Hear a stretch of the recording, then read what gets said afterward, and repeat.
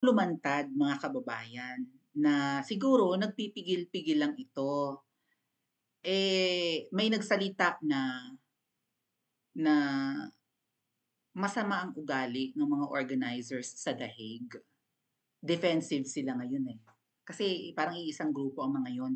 Kini-question nga ni Miss Maharlika yung grupo na yan kung tumanggap ba yan ng salapi kay Mangga. Dahil 'di ba nagpalit-son si Mangga ng 3 piraso nung birthday ni VP Sara. So baka alam niyo na labis ang binigay at tapos wala nang saulian ng sukli or maybe binigyan pa rin 'di ba sa ibang paraan. I don't know, pero alam niyo naman si Mangga, marami siyang galamay, no? Ang tawag nga ng iba sa galamay ni Mangga ay devil agents. So mukhang na-infiltrate na rin po ang mga tao sa or ang mga kababayan natin sa The Hague. Itong mga laging nandun, 'di ba, nagbabantay sa labas or ayan, nagtitipon-tipon sa labas or sa malapit doon sa kulungan ni PRRD. Kaso mo yung organizers di umano, yung mga nag-o-organize ng mga napansin ko rin 'yan mga kababayan kahit nung ano lang, kahit nung March pa, yung may sumisigaw, may nangyayaw-yaw.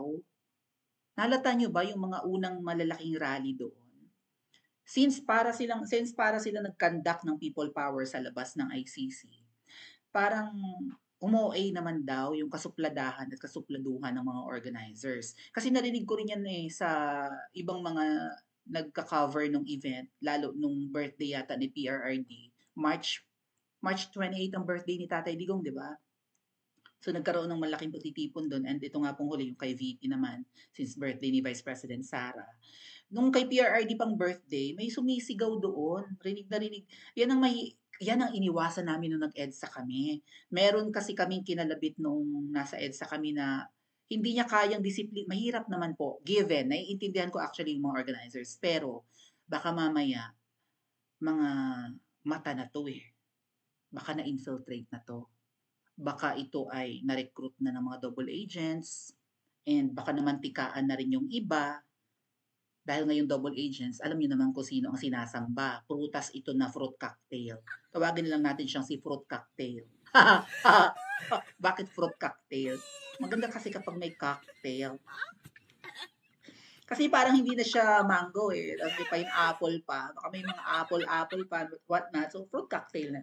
Tawagin natin siyang si fruit cocktail. Diba?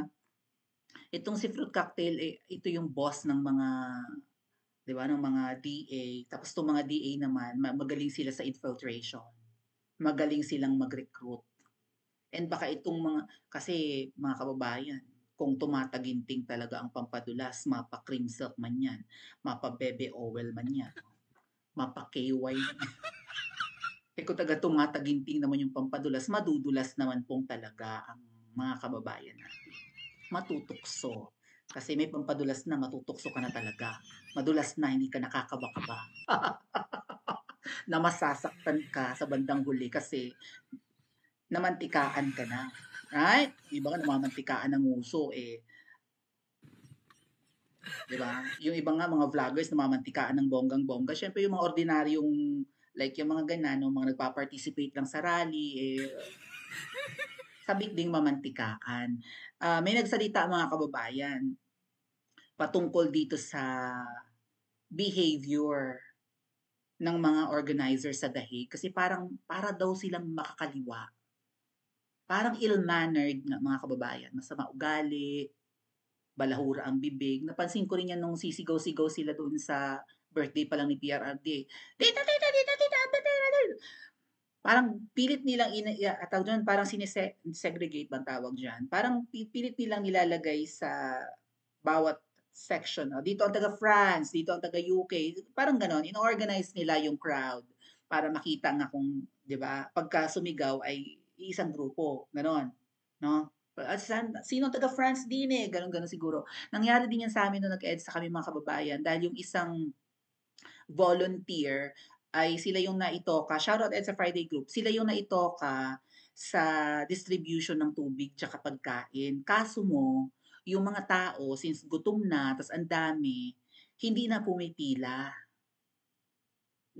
dinadambahan na yung pagkain, eh, nagkakagulo kasi may mga naaapakan, may naitutulak, may nasasaktan. Sigaw ng sigaw yung sa mic yung nakatoka sa pamimigay ng pagkain, kinalabit namin. Wag pong ganyan, kasi naririnig sa mga vlog. 'Di ba may mga vloggers na nagka-cover, may mga nagla-live, naririnig. Yung boses nakamikropono pa. Hindi po magandang tingnan. Luckily kasi hindi na niya kayang ano, eh, hindi na niya kayang siguro ang tingin nung volunteer, kapag sinigawan niya, madidisiplina niya yung matatakot sa kanya yung mga pasaway. Baka gano'n din 'tong ginawa do'n sa dahig, okey? Sigaw siya ng sigaw, mura siya ng mura, galit na, ang sakit sa tenga, tapos nagsasabi na yung mga vloggers, kasamahan ko na, "Ano ba 'yan naririnig sa vlog natin sigaw ng sigaw, ang sakit sa tenga. Kulang na lang mag-shoot ng ina mo, eh, 'no? Shoot ng ina niyo, ano kayo mga dayok kuning-kuning." Gano'n, 'di ba? So, ang ginawa namin, kinalabit namin, "Wag pong ganyan ate, eto po may pentel pen ako, ganito gawin niyo." I think bumili pa nga sila ng indelible ink, sinuggest namin 'yun. Pagka may inabutan ka ng pagkain kasi yung iba umuulit ng pila, tapos 'pag pumila ang bitbit isang supot. Yung kasya sa 20 katao, tapos iniuuwi pala kaya kami nagkanda kapos-kapos sa pagkain diyan sa EDSA, eh. May pipila sasabihin niya, "Ay may mga kasama ako, mga tropa ko or kamag-anak ko, binigay na yung isang pungpung na isang plastic bag na naka-styrofoam na pagkain, yung pala iniuuwi, hindi dini-distribute." So kinapos kami, may mga gano'n.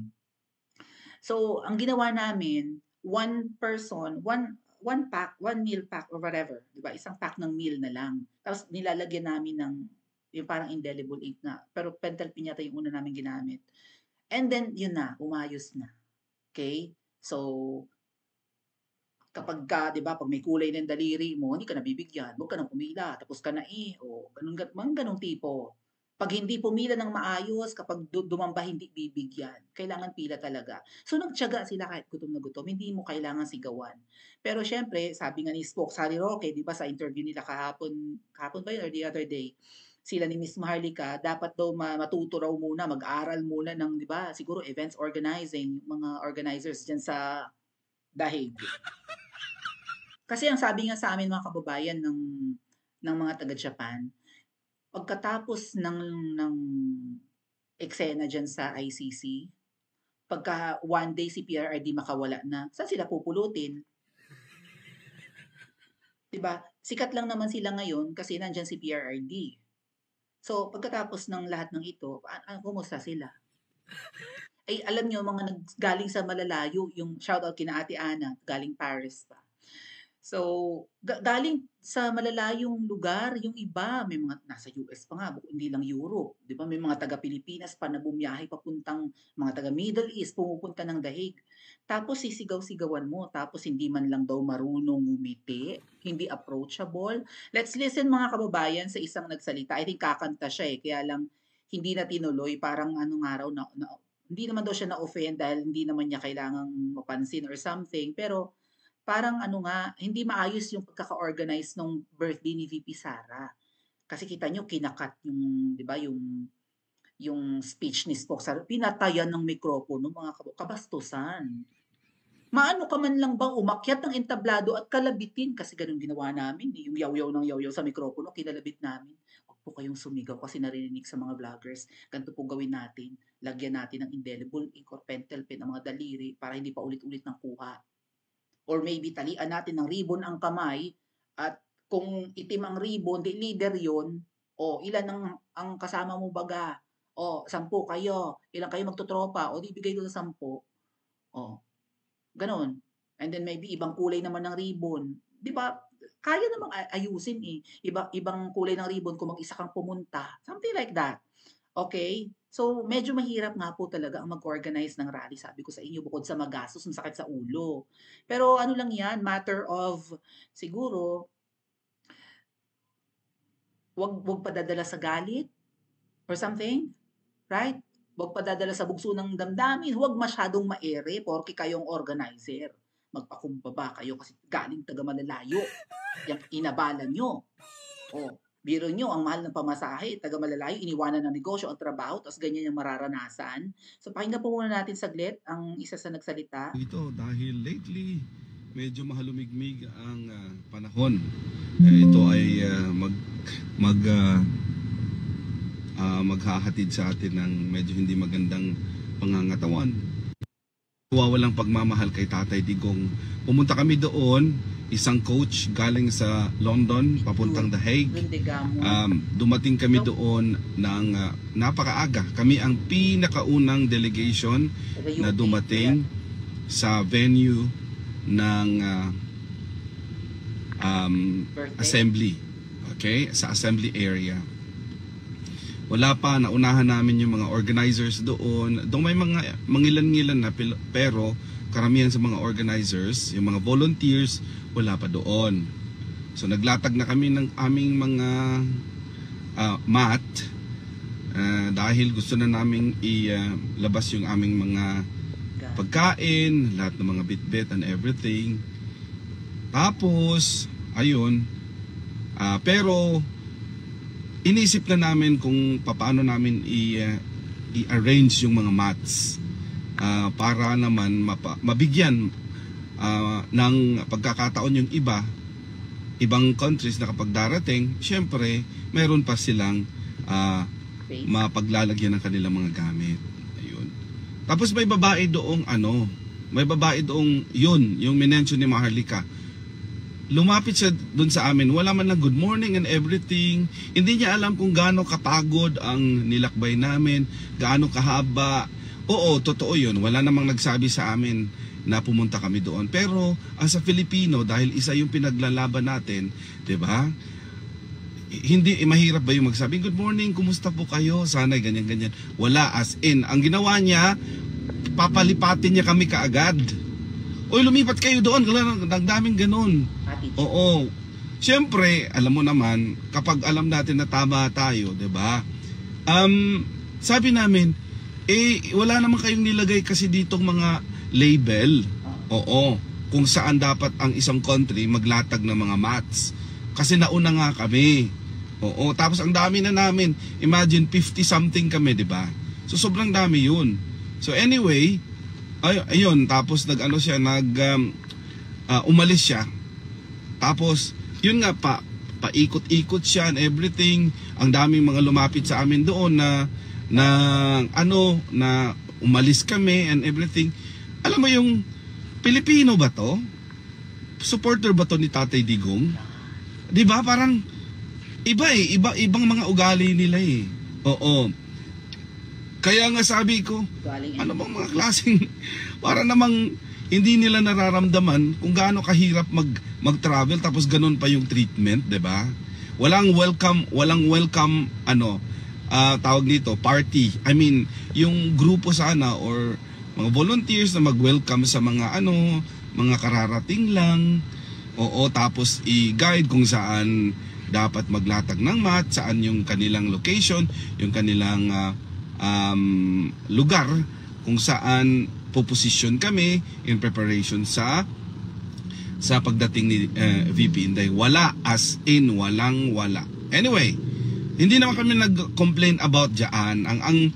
Ang sa akin lang personally, hindi ko naman pwedeng dalhin yung hinanaing ng mga kasamahan ko kasi iba-iba naman. Pero ito lang talaga yung masasabi ko. May isang organizer na napakabastos. Sobrang bastos, feeling sobrang sikat.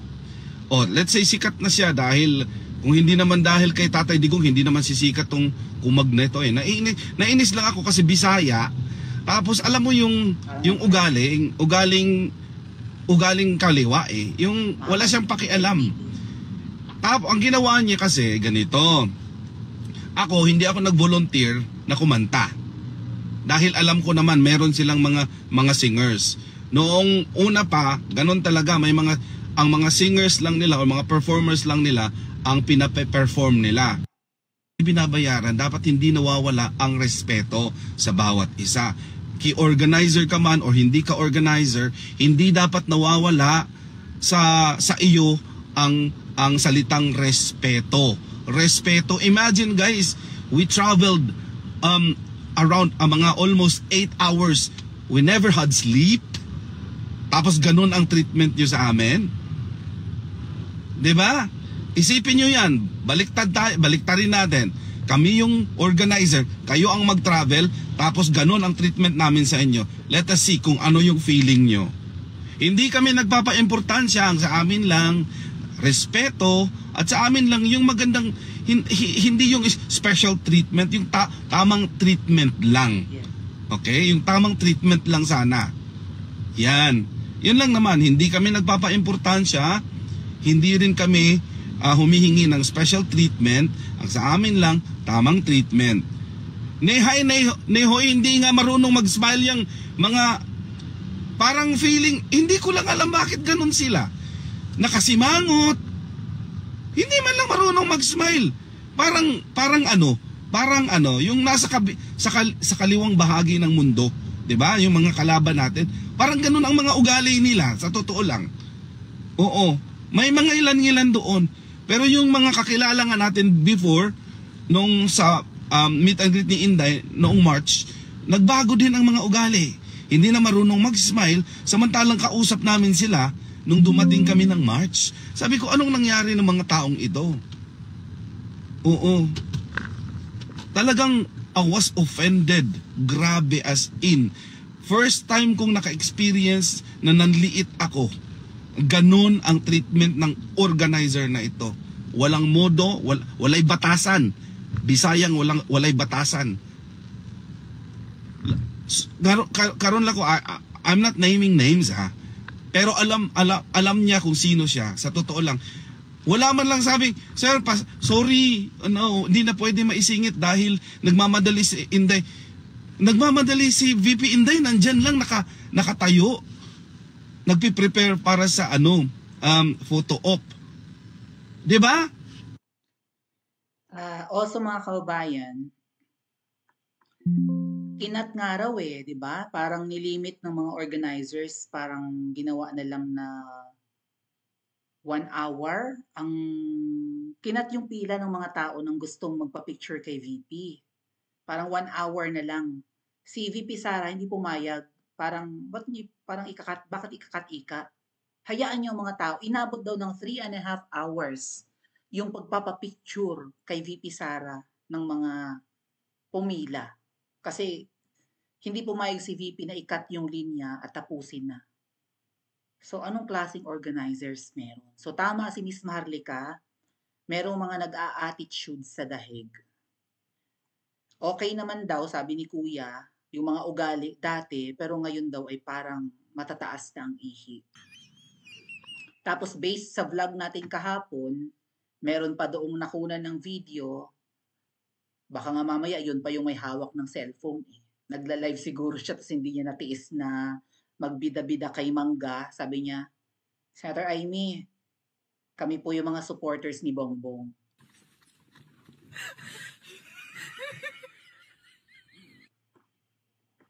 Either na tao ni nangiwi itong mga to na nagpe-pretend na maka-Duterte.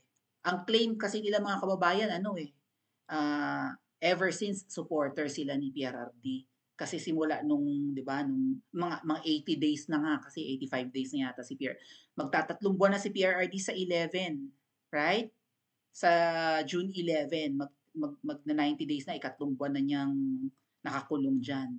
So, mga ganon, 'di ba, halos 3 buwan na rin sila diyan sigurong pabalik-balik or nagtitipon-tipon diyan sa labas ng ICC. So, kini-claim nila na, 'di ba, na nagsasakripisyo nga sila for that long already. Tapos yung iba daw ay nagbibida-bida. At yung isa pa mga kababayan, nag-ekis-ekis ng kamay, hindi raw niya kilala si Miss Maharlika. Nabasa ko yung post ng babae, hindi daw niya kilala si Miss Maharlika, kaya wala daw siyang paki, parang ganun. Kung kinat man niya, hindi niya kilala eh. Saan kang bundok galing ining? Yun ang tanong. Ay di primerang bumabatikos kay Ngiwi si Miss Maharlika. Sa mga kilalang vlogger, would you admit mga kababayan, si Miss Maharlika ang number 1 sa bumabatikos kay Ngiwi. Eh, ako nga na kaliit-liit na vlogger nung pumunta ako sa rally ng KOJC nung ginigipit sila, kilala ako ng mga members ng KOJC. Hindi naman ako sikat na vlogger. Si Maui, si Maui, si Maui. Pagpunta ko ng SMNI, kaliit-liit kong vlogger, pagpunta ko ng SMNI, shoutout sa kasama ko nung pumunta kami doon. Kilala ako ng taga SMNI. Surprise na surprise ako. Sa liit kong vlogger na ito, tapos yung organizer sa Dike, hindi kilala si Miss Maharlika. Saan kang bundok galing? Right? So, kakaiba. Mukhang kung hindi man tao ni Ngiwi or mata ni Mangga ang iba na yan or baka na-recruit na ng mga double agents, kaya may attitude na. Kasi meron na silang planting mantika, marami na silang pampadulas. Parang gano'n, no? Kasi minsan mga kababayan, pag yung mayroon kang kakarampot na pera, eh baka malaki na sa kanila yun. Kasi yung isa parang nagla-live selling lang eh. Nagla-live selling ng mga accessories ba yun? Whatever. O isa sa mga volunteers nila or isa sa mga organizers. Isa sa member ng organizers. So, parang siguro, kung namantikaan siya ng bonggang-bongga, eh malaki na sa kanya yun. May mga ganyan tao, di ba? Kakapiranggot na pera, uma-attitude na. Baka kapag nakahawak ka na ng 500,000, feeling mo malaking tao ka na. Diyos ko, ining! Sa panahon ngayon, 500K, kadaling maubos niyan, hindi matatapos ang buong taon, ubos yan. Right? Maybe yung iba doon talagang na-infiltrate na, no? Either tao nga ni nangiwi, or na-recruit na ng mga double agents, or baka mga makakaliwa. Alalahanin yung mga kababayan. Dahig yan. I think si Spokes Harry Roque na nga nagsabi. Diyan tumira si Joma, kaya marami yung alipores dyan sa Netherlands. Kaya marami talaga sa mga yan ang magkukunwaring Duterte supporters, magbibihis ng kulay green pero mata pala ng kalaban. Tama? Pa-comment po sa comment section at mag-like at subscribe din po kayo.